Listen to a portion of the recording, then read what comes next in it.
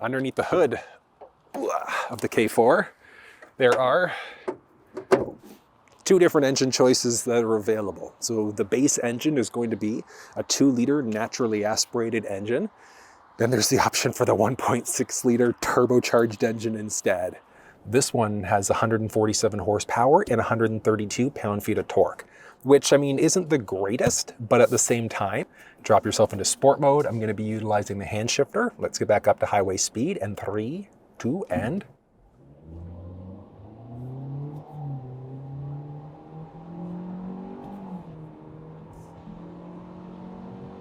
$100.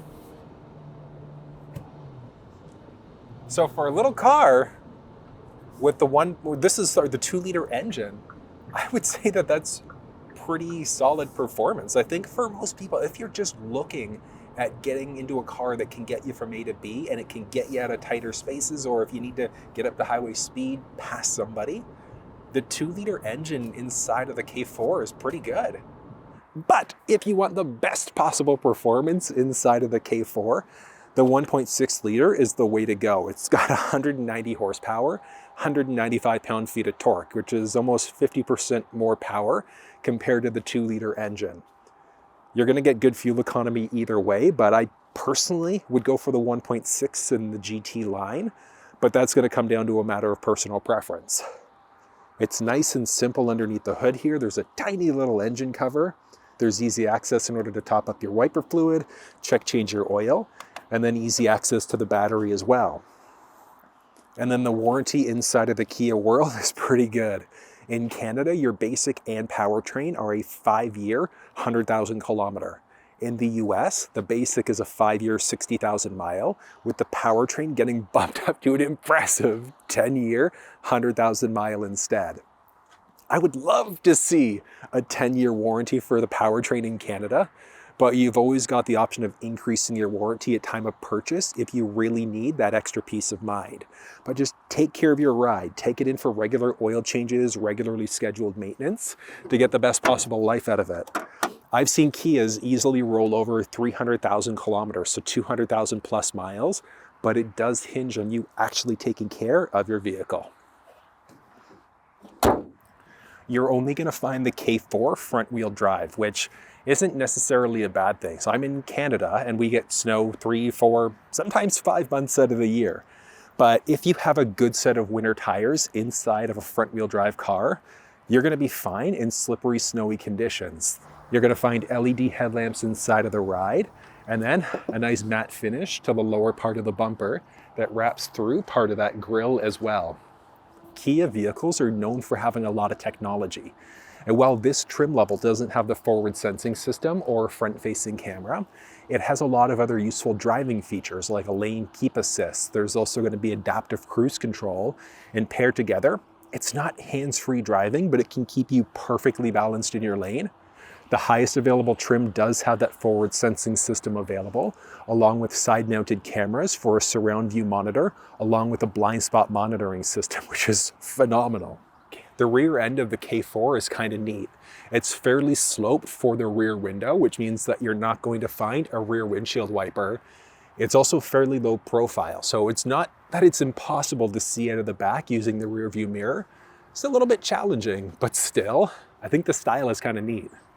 You've got LED tail lamps inside of the ride with the brakes stretching right across, for the most part, along the middle there.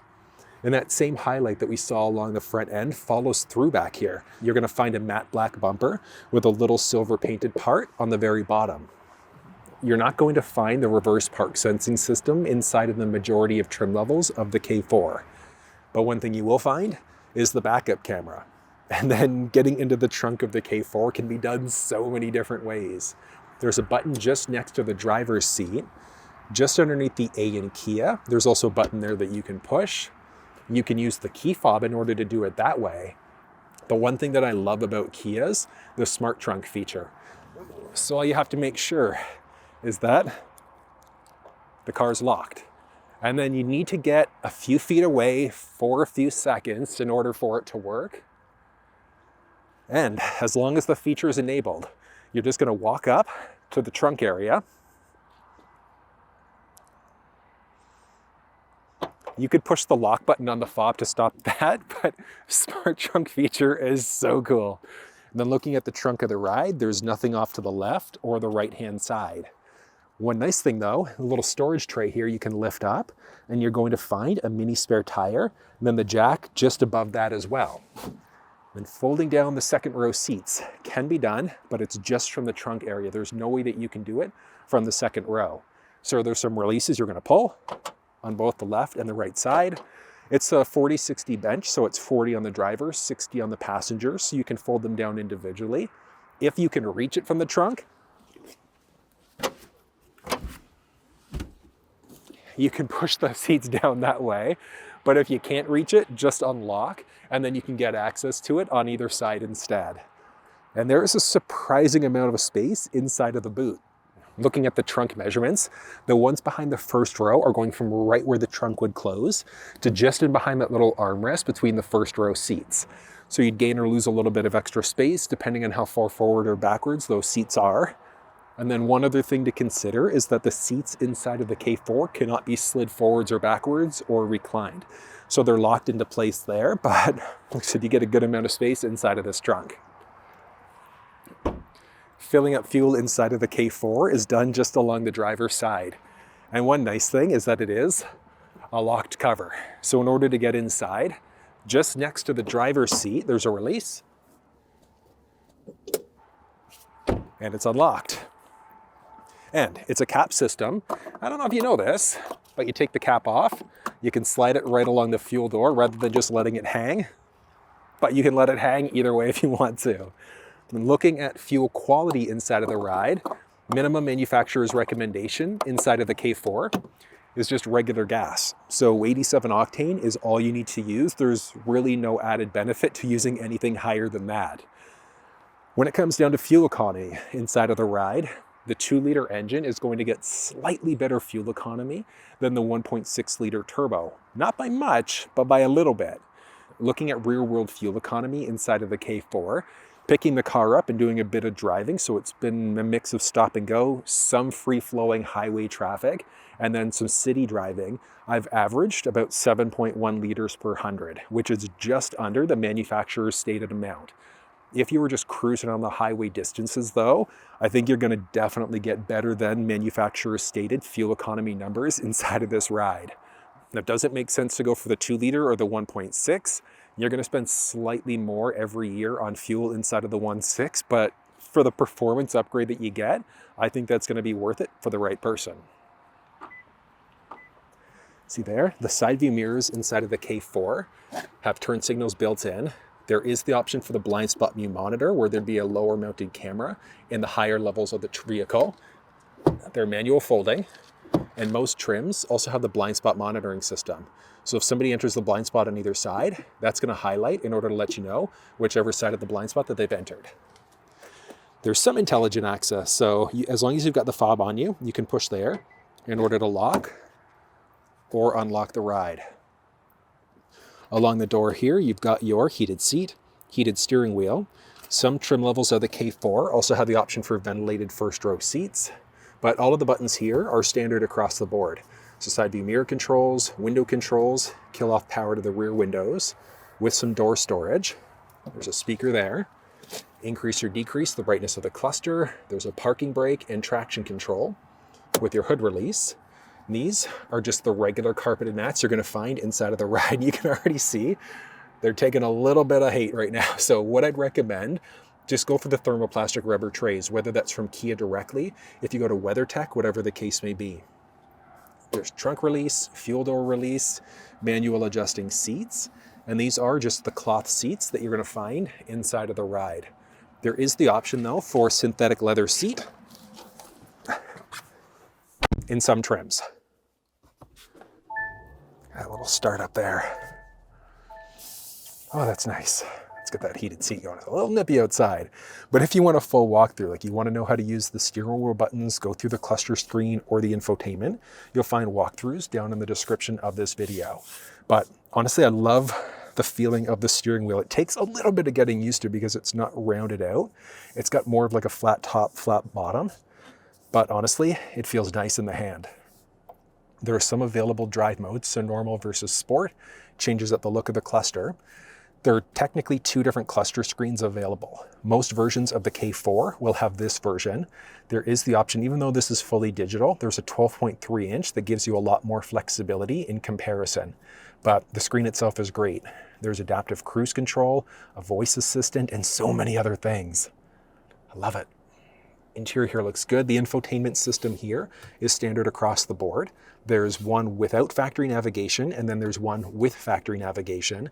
But even if yours doesn't have factory nav, you can still hook up over Android or iPhone devices to use Google Maps, Apple Maps, and Waze inside of the ride. There's some hot button presses down here to get to your home.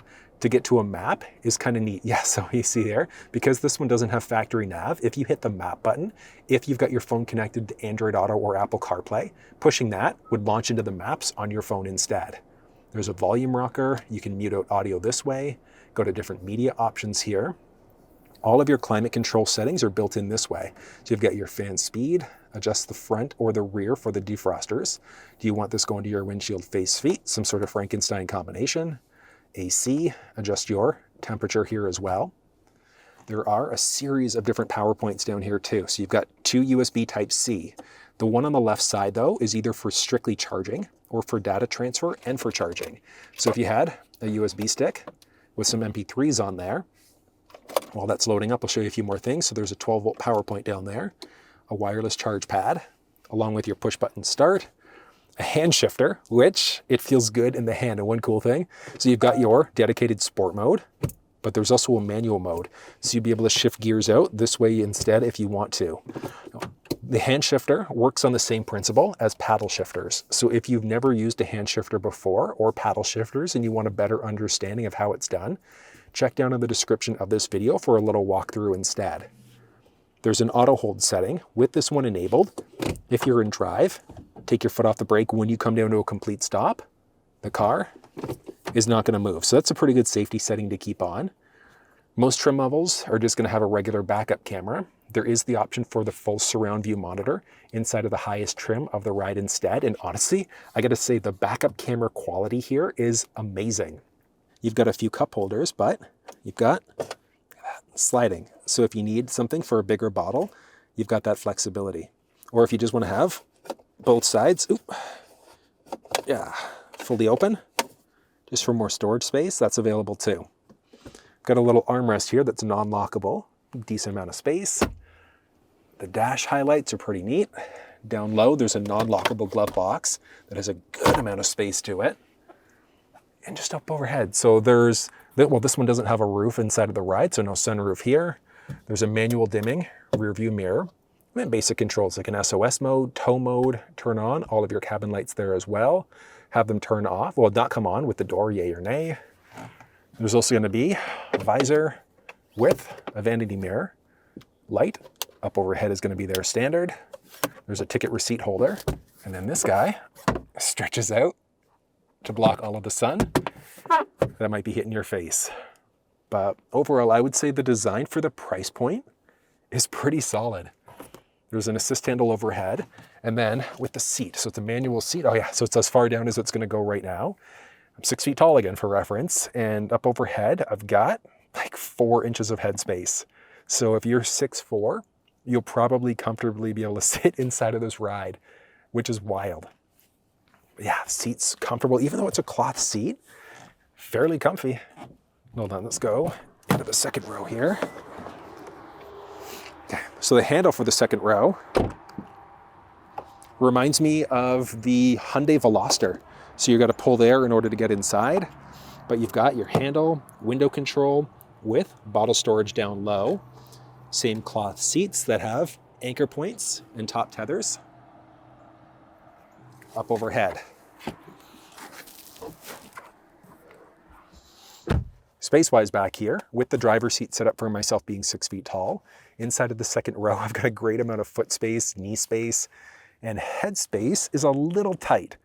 So my head is just touching the top there, like maybe half an inch of clearance space. Like if I were to slouch a little bit, I'd be okay, but it's tight for people that are bigger than 6 feet. But if you've just got kids anyways, it's not a big deal, or shorter friends, family, etc. But spacing back here is okay. It's gonna be a little tight to get 3 full-size adults that are my size back here. Not impossible, but just tight. Yeah, my size, no dice. In the middle seat. I will give Kia this though. Even though there's no space for me inside of the middle seat, it's actually comfortable otherwise. Like if I were like 5'8", the cushion's not the most comfortable, but it's not really uncomfortable at the same time. Yeah, honestly, I wouldn't mind sitting in the second row of the K4, but it would have to be one of the outboard seats for sure. There are no cup holders built into the seats, but you're gonna find a little handle on the passenger side, handle and a hook on the driver, and then up overhead, you've got some cabin lights there. Nice and simple. Down low, you're gonna find some basic vent controls. So it's single zone climate in this trim with a few USB Type-C power points, and then a little storage tray as well. And then you're also gonna find a little mesh pocket strictly behind the passenger side. Initial impressions of the K4. This is actually a cool little car, especially at the price point that Kia is selling it at. It has quite a few different selling features that are positive. En route handling here.